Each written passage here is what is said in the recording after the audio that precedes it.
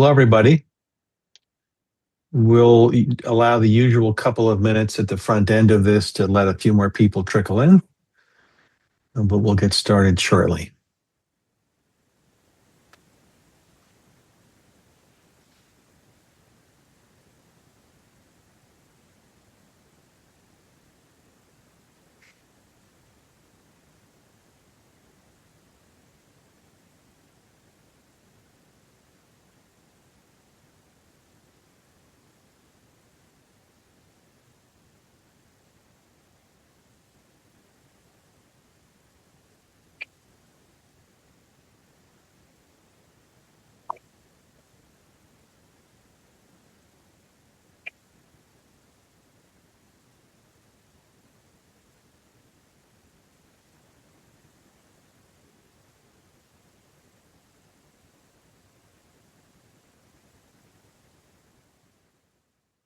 Okay, we'll get going. Others can join as we go along.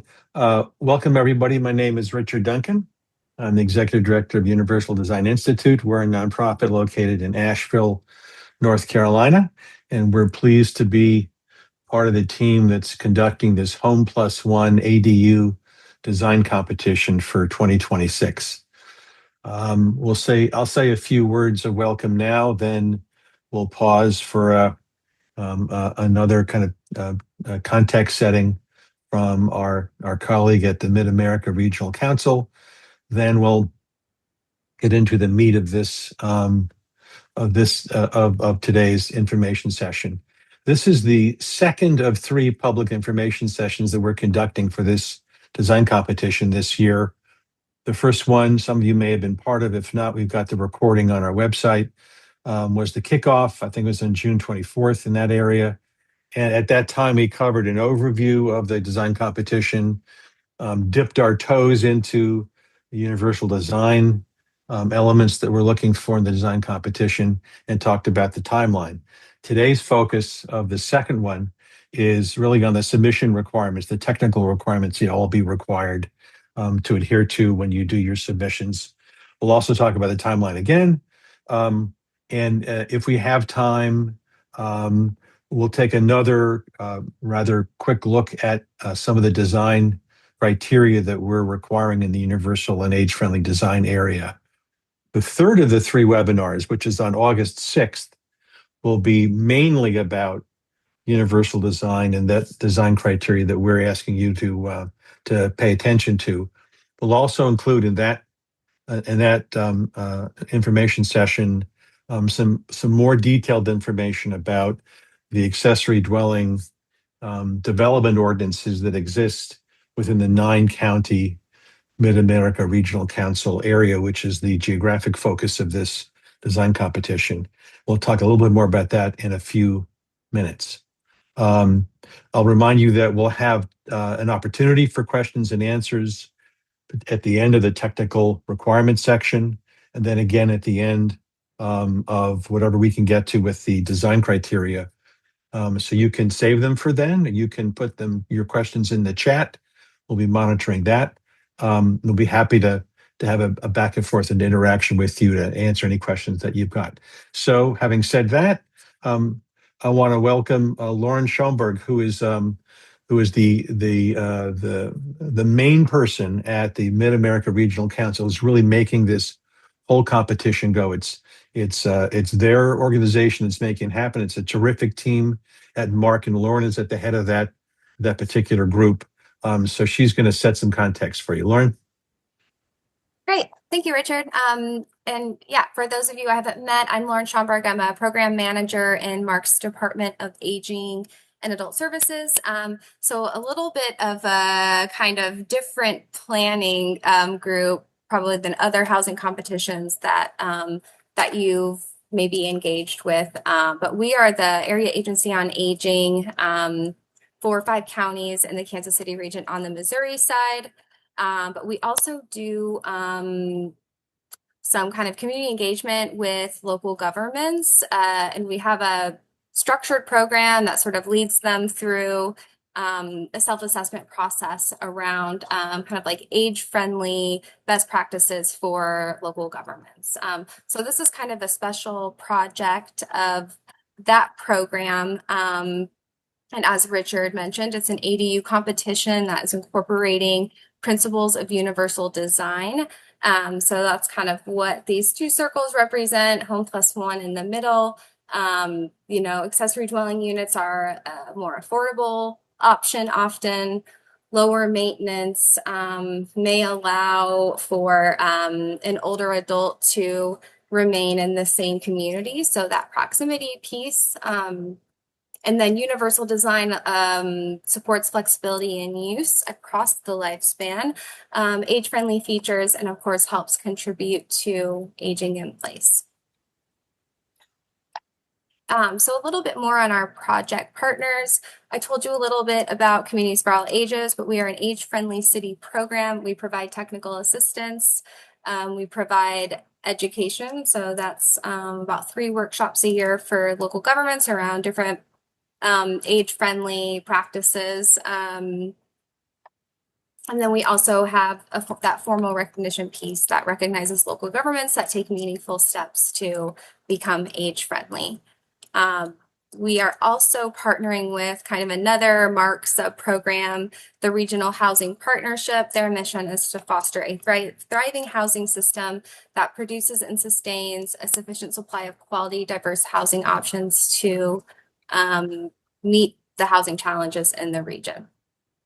We do have a couple sponsors, AARP Kansas and AARP Missouri. Thank you for your sponsorship.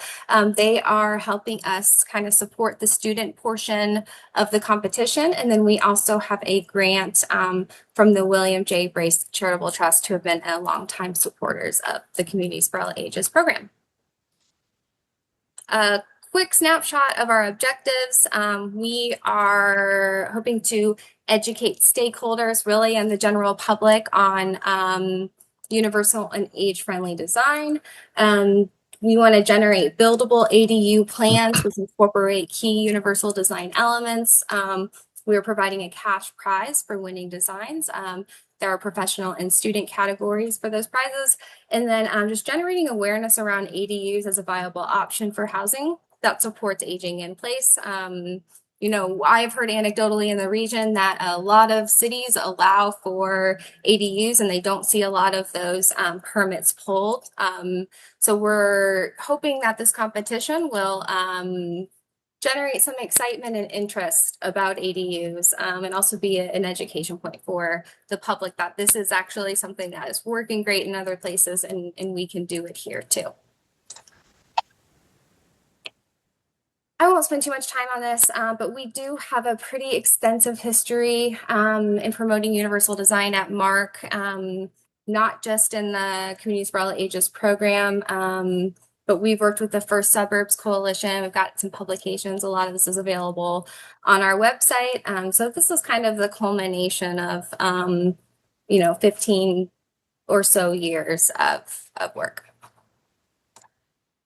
Lastly, I'll just note some future possibilities because we would love to get our winning design built or somehow build an ADU that people can come and see and look at that generates kind of that excitement and awareness piece. I don't know. I think we did link this in the last webinar too, but the Omaha Project ADU at the riverfront was really cool. Definitely recommend looking into that.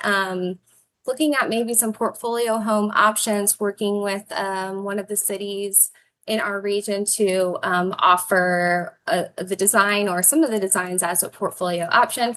And then we're going to continue to build awareness and provide education around ADUs, probably in the form of like workshops. We've got one of the coordinator from our housing team is doing pretty extensive research into kind of ADU ordinances, how they vary, what cities allow what, and that's something that we will share out with the public as well. So I'm going to stop there and pass things back to Richard. Thanks for having me. Thanks, Lauren. That's a terrific information to get people oriented here. So we'll pull up our first slide.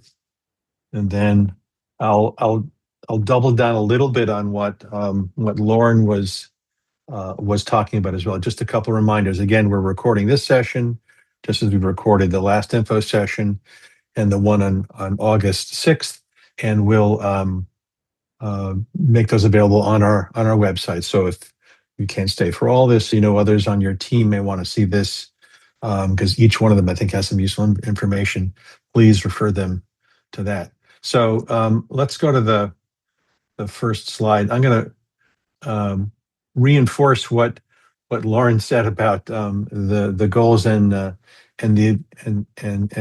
objectives, particularly the two elements of educate and raise awareness. It's a terrific opportunity if it's possible to get like a demo. One of the winners have a demo done in some location in the 9 counties. That would be a great way to even boost these education and awareness raising opportunities. But really, in terms of education, we're after educating you all, the submitters. If you're not that familiar with universal design or how that applies to age-friendly kind of features in homes, this will be a great opportunity for those of you. Also for others who are just tuning in maybe more casually, others in the housing industry, the design build industry around. Certainly residents of these 9 counties, because of the attention that they're getting, may also learn more about this and may decide to take this as an option when they wouldn't have thought about this before, as Lauren was indicating. So raising awareness, educating people about what this is all about, and maybe not just designing accessory dwellings or building those, but designing those in ways that really can accommodate older adults as is, and certainly with some small customization. So we even think that elected officials might be the folks who we can target as being educated and have their awareness raised as well. Because of course, there are existing accessory dwelling ordinances out there now. Some of those could stand to be tweaked, we think, and maybe this will lead those jurisdictions in that direction. And as well, there may be opportunities for different jurisdictions to incentivize or more creating these kinds of dwellings with these kinds of particular design features to accommodate this huge demographic you've got in the metro Kansas City area of older residents, which will continue to grow and expand over the next 30 years, it seems like. And so this is a real housing option that can accommodate that sector in very particular ways. So let's go to the second slide.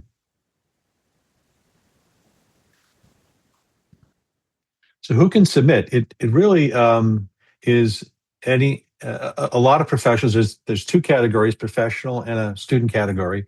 Certainly, architects, designers, design build firms, and even unlicensed professionals working in offices. The requirement really is that you're doing some work in the 9 county area, even if your office may be located outside the 9 county area. So as long as you're doing work in the area, that qualifies you to make a submittal. The student category is really to design students attending Kansas or Missouri universities. And we know there's several programs like that around. We have a couple special features relative to that element of the design competition that Hannah will mention later on.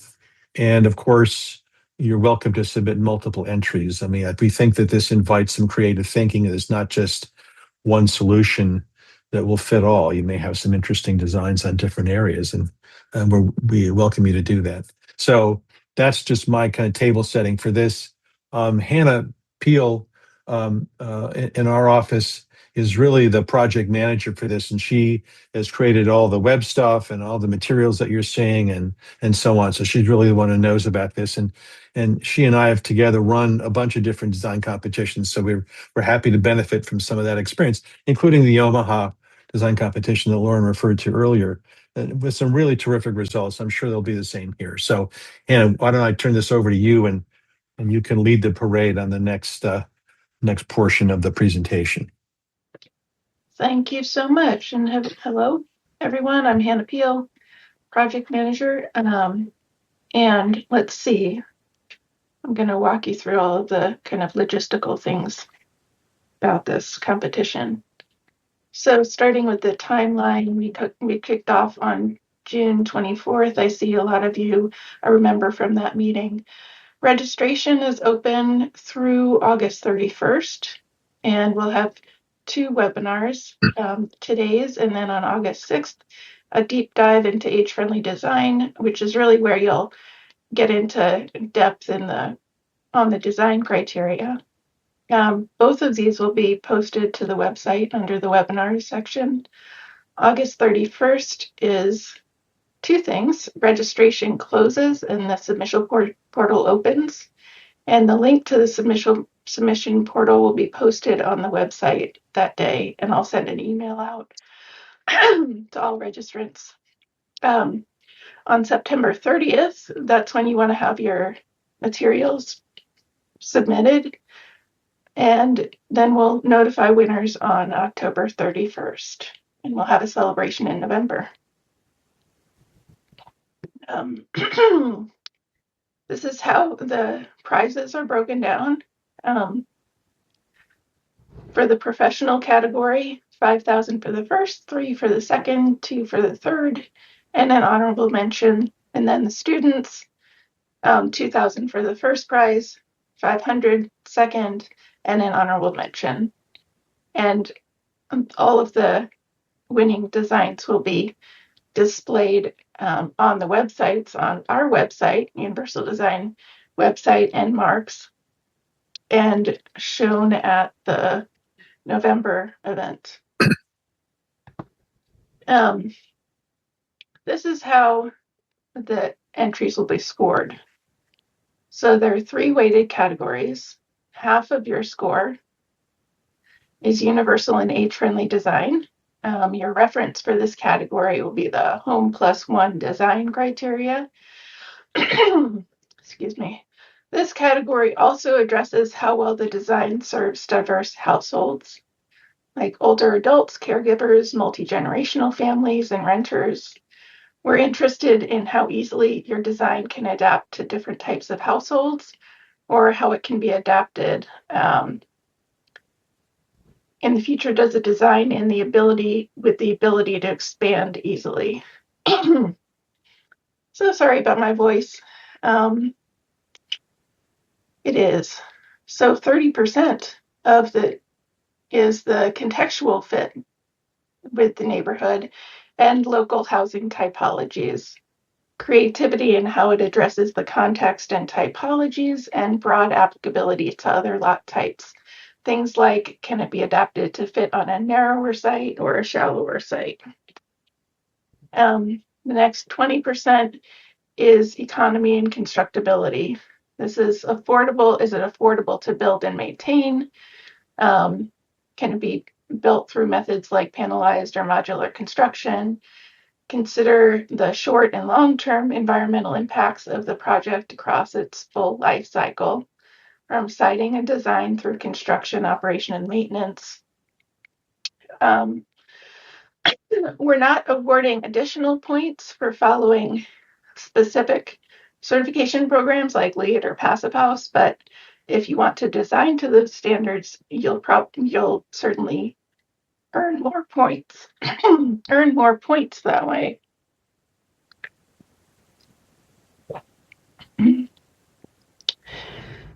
So the jury doesn't expect every entry to maximize every criterion, but they do reward thoughtful balance. And the age-friendly category is the most heavily weighed. Anna, can I chime in for that? Oh, I'm sorry. Yes, please do. I always have something to say. I'll just note here that, I know about, many of you may know about, and we've been involved in many design competitions over the years, in housing and otherwise. And so there's a lot of design competitions. There are even some that claim kind of the universal design element to them. Sometimes quite a small element, but nonetheless, they kind of try to lay claim to that. We've never found many of those to authentically really try to help people understand what universal design actually is. So this competition is still, even in this day and age, fairly unusual, and which is why we're We're naming it universal design as the primary focus and giving as much weight to the scoring as we do for this. So we would suggest that, if you can't get the UD and age friendly stuff right, you may not be able to be rescued by the other components of the design and judging scoring. So we suggest that you pay a fair amount of attention to this. Again, particularly if you're not that familiar with what these concepts are all about. And you'll understand that, of course, fully by the end of our August 6th design competition. And in terms of contextual design, it always gets a lot of conversation. We're not looking for a slavish repetition of whatever dwellings might be typical in a particular area that you're going to be choosing, but that you're sensitive to the context nonetheless. Although you could be welcome to submit designs of any type that you like, but contextual sensitivity is really what we're looking for, rather than iconoclastic necessarily designs or designs that simply repeat a particular form and style. And in terms of economy, we regard, as I think most people do, as accessory dwelling units to be more affordable forms of housing that might be typically available to a lot of people. We also know that typically it's not deeply affordable housing. It doesn't exist in the pricing and cost category of housing that may receive funding from state or federal organizations. So we're aware of that. So we're not looking to have that kind of affordability built into this, but a mindfulness of maybe it's cost engineering and so on to be part of your consideration. Probably what you're probably trying to do all the time. And also in terms of energy efficiency, Hannah mentioned this. We're not pointing towards lead issues or particular design and engineering kinds of standards, but just again a mindful reflection of mindfulness of your attention to that, and maybe what you're specifying, and maybe it's the HVAC systems, maybe it's the kinds of insulation that you're using in the house. Okay, that's my 2 cents on that. All right. Let's see if we can get back here. Okay. So here's the site. This is a generic site. You'll all design for the same site. This is available through a link in the competition guide under the site section. This site that we chose is 6,900 square feet, about 49 feet of frontage on a street, and 136 to 139 feet deep. There's an existing 2-story house that's 25 feet tall, with a footprint just under 2,000 square feet. The lot rises 10 feet across the site, so please remember to design to the slope too. The setbacks and height will follow the ordinance of whichever Kansas City region jurisdiction you choose. So we're asking you to choose from the variety of ordinances available in the multiple regions that make up the multiple jurisdictions that make up the 9-county region. And we're saying, please don't exceed 800 square feet, no matter what the ordinance says. And we're saying there's no parking requirement, no matter what the ordinance says. But everything else, every other decision you need to make should follow the ordinance you've chosen. And we have a little bit of help. Hopefully you'll find this helpful. Mark has a list of a bunch of ordinances on its website. And they've also created this great spreadsheet that is kind of ranked by how restrictive the code is. So you can look at that, which I will post in the next few days in the competition guide and on the resources page of the website. And hopefully that'll help you choose an ordinance that you want to design to. Some are more challenging than others. So I don't know, some people may want to take on that challenge, others may not. It's up to you. So that's, Richard, do you have anything to add to that? No, just to again to double down on this, you can select the jurisdiction in which you choose to build this. We'll give you some advice on that, with two exceptions, and that is the size limitation, and we're not requiring that you account for parking. Everything else would be according to the jurisdiction that you select. You're just assuming that this site is located in whatever jurisdiction that is. Yeah. So, all right. And here's what we're looking for in your submission. One PDF with 1 to 6 sheets, 24 by 36, portrait or landscape, 300 DPI minimum, and separately a PDF 24 by 36 board that will be used for the awards event should you win.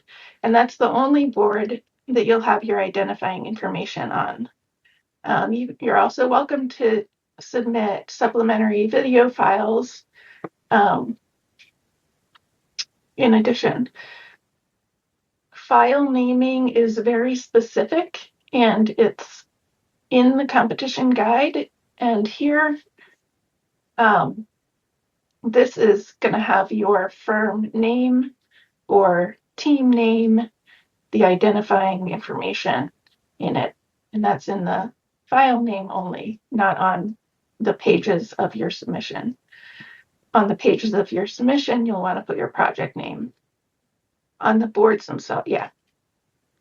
And you'll want a narrative tying your design to the judging criteria and naming your code, callouts identifying key design moves, and enough dimension to scale detail to reveal the age-friendly elements like passage widths, maneuvering space, fixtures, appliances. If you've already built an ADU, you are welcome to submit photos of that project as well. Anything you want to add to that? I'll say something now. Yes. So one of the things to remind you in terms of general design competition process is the easier you make it for the jurors to understand what they're looking at, the better chance you'll have of getting a fair hearing on the work that you've done. We're very sensitive to the amount of work these kinds of competitions take and how busy everyone is and the uncertain nature of the outcome, of course. So we want to give you the best shot at presenting your work adequately before the jury, who will be looking at the same design criteria and constraints and elements that we're presenting to you here. So do as good a job as you can of being clear in both the imagery and the narrative that you provide. Great. Yeah, to continue that, these are the drawings that we're asking for. A site plan showing how the building sits on the given site, dimensioned floor plans at half scale, room sizes, door widths, cabinets and cabinet types, and fixture locations, all 4 exterior elevations at 1/4 inch, interior elevations at at least half inch. Specifically, we want to see elevations of your kitchen and bathrooms, building sections at 3/4, showing the wall roof assemblies. For the professional, this is a requirement for the professional group only. Students don't need to submit building sections. And then finishes and products that covering your appliances, fixtures, and hardware. And we want you to explain the type and why they're age friendly. We don't necessarily need to know the model number or brand information. And then site adaptability diagram showing how your design flexes to narrow, shallow, or irregular lots with limited setbacks. And finally, renderings anything from Let 1 to me 8. let me just add in here that we're specifically not looking for construction documents at all.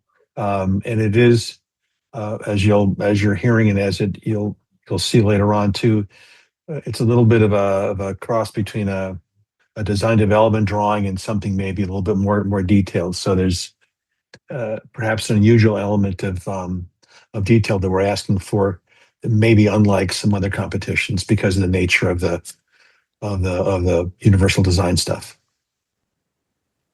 It is, for sure, especially when it comes to the wall section, because we don't need to see all of the construction drawings, but we want to know, this is going to show, what energy efficiency measures or construction methods you're using. So that's why we ask for that.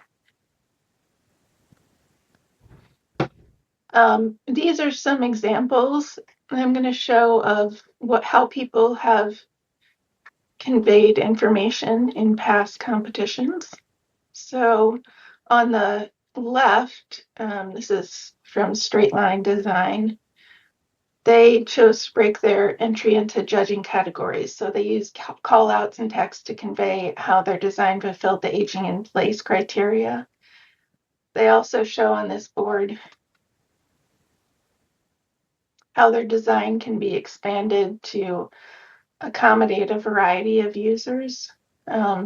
They created this very small 400 square foot core that then can be expanded on, depending on the needs of the user or wants. On the right, this is Prairie architecture, used material and feature callouts to illustrate multiple ways that their design met the judging criteria. This is kind of the level of detail we want to see. Dimensioning.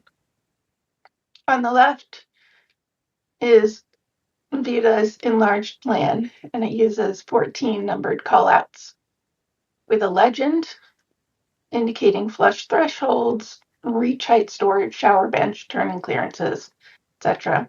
And on the right is ModRad's bath plan and kitchen plan showing dimensions down to, 5-foot shower and clearances. And the goal is just to provide sufficient detail to reveal passage widths and maneuvering space around fixtures and appliances. And this bathroom in particular, I just want to note, is a very tight bathroom, especially around the toilet. We're showing it more just to show you the level of detail or dimensioning that we would like to see. And I'll add one thing. Yeah, go ahead. So you also notice on the left, they were trying to show that they provided adequate room with the standard kind of accessibility element of adding these turning diameters, which is fine to do if you choose to provide maneuvering space for people using the equipment via a turning diameter methodology. There's also T-turns and other ways you can accommodate that, which is fine for the stuff that we'll be reviewing and the jury will be reviewing. But if we prefer you not include things like that in any display boards that you're providing that we might be using at the ceremony in November. Just because it's more information, it kind of leans us toward the accessibility end of things, which is less what we're after with this. Okay. Okay. This is just showing how these two contestants showed how their ADU could work on a variety of sites. The one on the left is showing how the ADU could be configured on various sites, and then the other one is showing how the actual unit could be configured in different ways to accommodate different users or preferences. Yeah, we're not saying that, boy, if if you don't do this, you're not going to be in the running for the competition. These are just examples of among many ways you might choose to showcase this. Um, uh, they're ADUs are small dwellings. We know that they can be put onto sites of varying kinds, and this group just chose to show that in somewhat more complete detail. Okay. And then these are just elevations and renderings. You can see the kitchen on the left, the kitchen, nook, and laundry elevations with annotated counter heights, reach ranges, and controls. And they're both clearly indicating the appliances and cabinets that they're choosing. And remember that when you show appliances, like the right side image, there's a refrigerator that shows a over under with a freezer on top. If you want to use that CAD block or whatever, just indicate that the type of refrigerator. So this isn't the type of refrigerator that we would recommend for aging in place. We would recommend a side by side or an over under with a freezer underneath. But if you need to use like a generic refrigerator or something, just make a note so that we know that you're not saying we want you to use this kind of refrigerator. That's just a minor thing, but it's also something that the jury could take very literally. So let's see. And then, they're showing drawer cabinets below, which is great. And pantry storage, which all of these things are really good for aging in place in particular. Richard, did you want to add anything to that? Nope. Okay.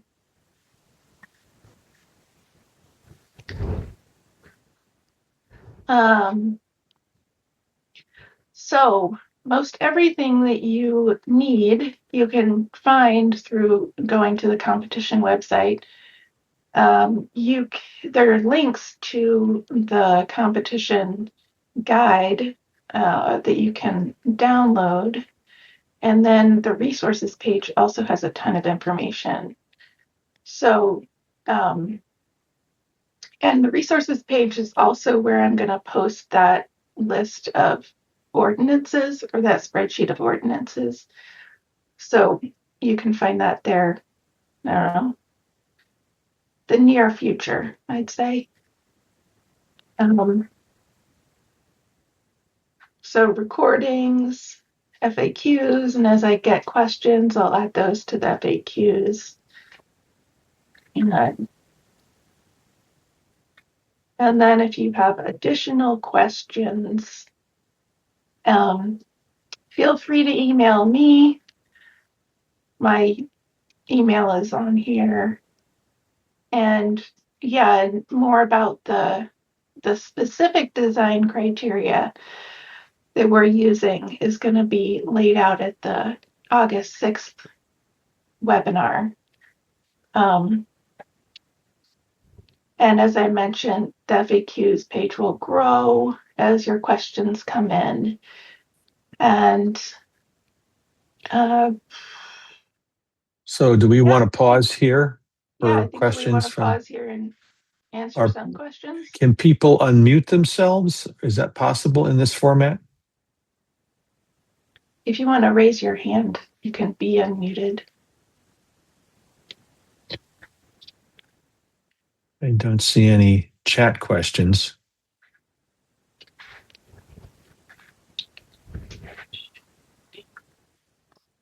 I can't believe that we've been 100%. I can't believe we've been that It's a thorough. lot of information. It's a lot of information. So once you have time to digest, please feel free to email me. Okay, so we're not seeing any questions come up, so we can move to a kind of a brief, slightly less brief overview of the design criteria, universal design criteria than we had in the kickoff. Is that okay? Yeah. All right. Ready? Yeah. Yes. Oh, there we go. Sorry. Ready to design. Yep. Remember So those August 31st is, yeah, when after which you can submit your designs. You have the month of September essentially.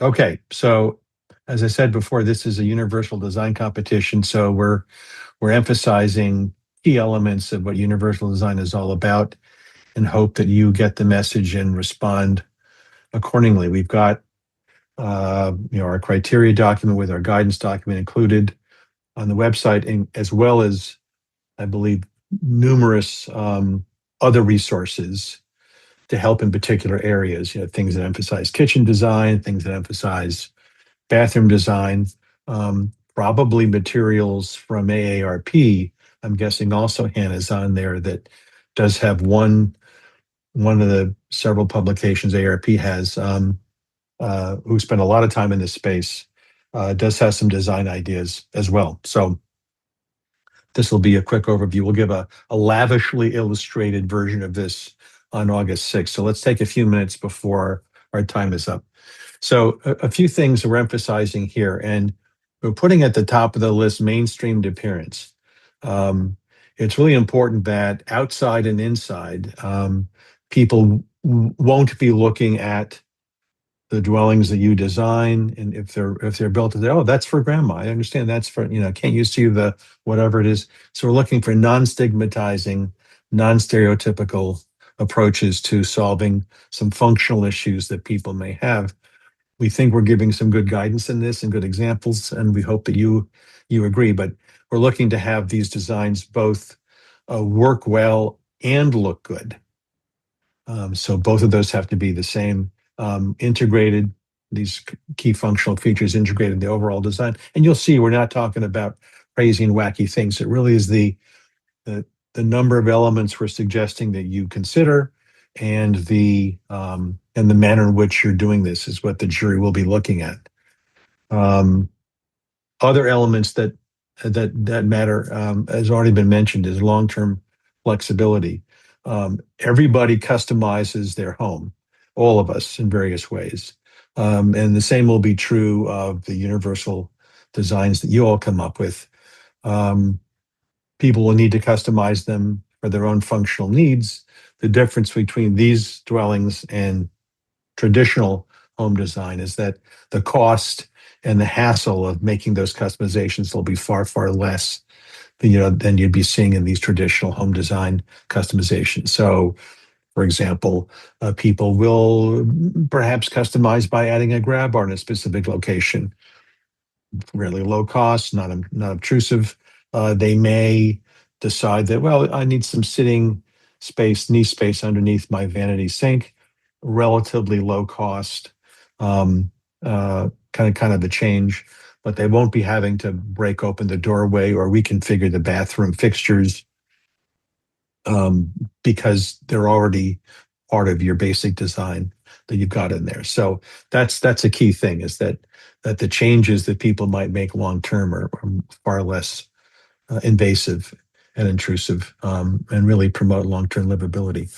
Other thing to mention here is scale, which is the fact that the universal design can be rendered at a larger scale in terms of foundation style and grading and orientation of the home. It's also rendered, I think importantly, at smaller scales with operability of doors and windows, operability of appliances, conveniences and accessories that might be built into the bathroom that might otherwise be there in traditional home design. And that's part of why we're asking for a little bit more from you in terms of your narrative and call outs and the kind of drawings that you might be producing. So that's the opening gambit for this, is kind of what you're looking at. Let's go to the next one. So in terms of the criteria, we take you through a very logical, we think, geographic tour of the home, starting at the outside and then moving inside. And again, none of what we're talking about is wacky, that you haven't seen before if you've worked in the world of accessibility. We're toning down some of those things. Of course, these homes are not meant to be homes that are fully accessible for a full-time wheelchair user at first occupancy. We're trying to make these so that they're appealing to a broad audience. So anyone could move into them, and over the life of the dwelling, which could be many, many decades, of course, many different uses, many different users, that might include someone who uses a wheelchair, in which case the customizations have to happen. But at first occupancy, we're not requiring some of those kinds of elements. So, a 1 in 20 slope outside, nothing surprising there in terms of surfaces, in terms of people's ability to get to outdoor areas. And we encourage you to include some consideration of that in designs. These are very small dwellings, so we want to give people the opportunity that beyond their front door stoop, they can have some opportunity to get outside and enjoy the outsides. One of the things that may be more unusual in terms of the work you may be doing is our requirement for some kind of a roof overhang at the step-free entrance. Sometimes there may be one, there may be two, both of them need to have this. We'll explain in more detail why it's so important for these kinds of dwellings and for older adults on August 6th, but just be prepared for that kind of a design element when you're producing your design for the competition. We can go on. Again, we'll go over this in more detail with a lot of visuals later on. So in terms of door-and-door openings, again, nothing unusual. Hinge doors, barn doors, pocket doors. Of course, in these tiny dwellings, there aren't that many doors. There's only maybe 2 or 3 maximum if you're really going crazy. So there's not a whole lot of that going on. We do ask that you attend to this one particular area that we do borrow from the field that looks at people using particular kinds of equipment. And that's the clearances around doors and doorways, so that we're not offering a doorway that actually someone who's using a walker at some time or maybe propelling themselves in a wheelchair can't easily get through. So that's our clearance requirements around there. We're asking you to attend to the window opening and the controls for the windows, and we're eager to see what you come up with there. And again, not much in the way of hallways in these tiny dwellings. Sometimes we see them, but we need them to be wide enough for folks to be able to pass through. So next slide. And the bathroom, of course, is an important place, and we offer, some guidance in the document we have and a lot of resource materials to give you the sense of the wide array of options in terms of bathroom design you can come up with.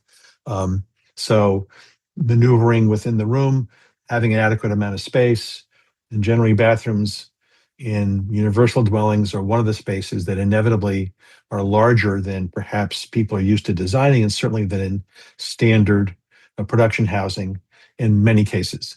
So they'll be bigger. You'll have to have particular orientation. So access to the sink, access to the toilet, access to the bathing fixture are all things you're accommodating, and access to the controls for those. And so we're asking you to pay particular attention to that. We'll talk more about this, about kind of shower options in the August 6th event. So next slide. Kitchen, the more things happen in kitchens than any other room in the house, these kitchens will of necessity be small dwellings. So there's not a ton of stuff in there. In kitchens, as in elsewhere, we ask that you pay particular attention to storage, to room for people to maneuver if they're using equipment or if there's more than one person there. There's different options, and I think in kitchens and other parts of the house, if you've got what you think is a better idea than what we're suggesting, by all means suggest it. If there's a question about a particular element you want to include, we're happy to answer those questions before you submit. And we, as Ant was suggesting, it gets down to certain useful and more accommodating elements of appliances, particularly ranges and refrigerators, and our universal prohibition against putting microwaves located over stoves, a dangerous place for a lot of us. Anyway, so accommodating work surface. These are small kitchens, so you're not likely to have a whole lot of areas to provide work surfaces. And in many cases, we see kind of eat-in kitchens or kitchen type tables or dining tables adjacent, which are lower generally, so they could be additional work surfaces as well. Might be something to call out rather than having to build it into the kitchen itself. We understand there's tight spaces. Next. Again, continuing into laundry and living room, there's unless your ordinances require otherwise, laundry may not be required. And so it may be something you have options on. We spent an inordinate amount of time on the laundry area in the slideshow you'll see on August 6th, because there are a lot of options we think that offer opportunities for creativity. And if you include them, then there's different things you can do to make it easier to use or to take advantage of the tiny spaces. But front loading, of course, is the gold standard for a lot of that. How much space you allocate for that will be up to you. We'll talk about options on August 6th. And in living room and flex space, many of the designers choose to populate the designs with furniture so the jury can see kind of how people might move around. It's important that if you're doing that, you're at least in the rendering you're providing that you offer people the space and maneuvering room around these so people can move without being cramped or tripping over things. So let's keep going.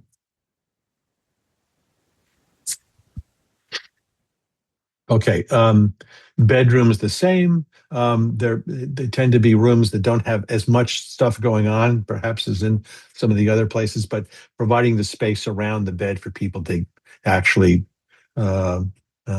usefully maneuver, providing storage that's useful. Those are kind of basic requirements for there. I mean, you can even choose to, you can always go beyond these, choose to show additional provisions for outlets in our increasingly electronically guided age. We know that older adults in many cases may need medical type assistive equipment in bedrooms. And I think everybody appreciates extra outlets. That might be a place that you consider that if it's not already required by your local code. And indoor air quality is becoming increasingly well known as an issue for older adults, of course. More fragile respiratory systems. So low VOC products make a difference. You could choose to look at heating and ventilating in that regard as well. It's up to you. And of course, providing adequate lighting that's built in that you're showing would be great. And of course, controls, of course, all over would be in a reachable range. So let's go to the next slide. I think we've got to see if we can move towards the end. Yeah, here we go. Switches and controls. Again, basic stuff that you've seen probably other places. We're just making sure that we're conveying to you the importance of having those located in areas that work well, including a reachable electrical panel. Again, looking at your local ordinances for what they're talking about that, whether you're, I know in some places it may be tricky to get them lowered, but that's what we're looking at. Light switches, outlets, all need particular attention. We're requesting that you kind of, along with the bedrooms, kind of look at the bathroom area for additional outlets, particularly in your toilets, since bidet type functions can be very useful for a lot of folks, including older adults. So having power nearby makes that easier to do. Next. Clearly, what we know about older adults is that a lot of us live in the older homes and communities because we're older and we live in the homes we've been in for a long time.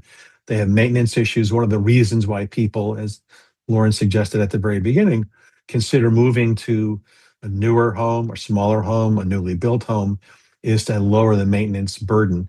And so being mindful of that and using lower maintenance materials is something we'd like you to respond to in that. And I guess Hannah's added these two notes that, we want to make sure you're kind of using this as a checklist. But again, you could think of other ways to solve some of these basic functional problems. You'd love to see them and hear about them, and just making sure that you're making this so that if in the life of the dwelling, maybe the first occupant isn't an older adult, maybe it's the grandkid who's the first one in, that they or their spouse or their small family might feel perfectly at home in it, as we think they would be, without having it seem to them as if it's designed for grandma. Next. Yeah, we have we have notes and guidance. You notice throughout this perhaps that we have a reference to Appendix A. This gets you started with some additional information about what we're talking about with these checklist kind of items. And of course, as I said, lots and lots of other resources for you to go to get inspiration and information. Next. Okay, so there's the criteria. There's once again Hannah P's email, all things to Hannah P. And we hope to see you at the August 6th webinar. This is our deep dive into age-friendly design.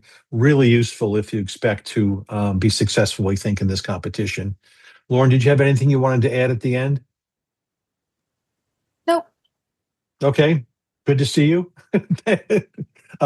Anything else on this? Any more slides here, Hannah? There you go.